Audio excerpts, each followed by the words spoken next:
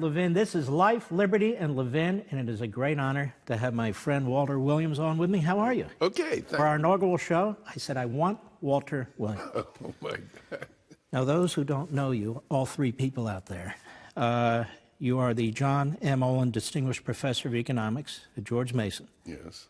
We know you as a syndicated columnist, author, numerous books, essays, and so forth. You're a libertarian / classical liberal, I would say.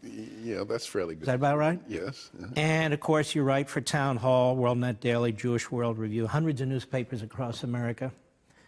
Let's jump right into this. Let's start with fundamentals. Let's start with the basics. How would you define liberty? Well, I defined it as people being able to engage in peaceable, voluntary exchange without interference by others. And typically, down through mankind's history, liberty is not the normal state of affairs. That is, throughout mankind's history, he's been subject to arbitrary abuse and control by others.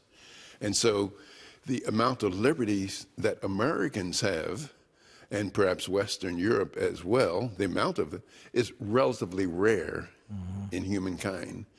And I think that the danger that we face is that some historian, maybe 200 years from now, he might be writing, he says, well, look, the normal state of affairs has been arbitrary abuse and control by others.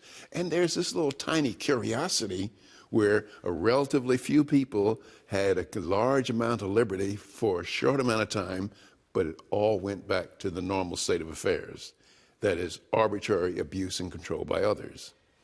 Do you think liberty has the seeds of its own demise, that there's a paradox because people who don't support liberty or who are unwitting about liberty can still use liberty to destroy liberty? Oh, that's absolutely right. That is, they can use liberty to destroy liberty. They can use if you look at totalitarians around the world, they always start out, they are for free speech. That is because they need free speech to get their foot in the door. But after their foot is in the door, they want to eliminate free speech. And you see this all over the country. You'll see this all over the world. And we're beginning to see it in the United States. That is, in Berkeley, that was the seed of the free speech movement. But now at Berkeley, they don't want any free speech whatsoever.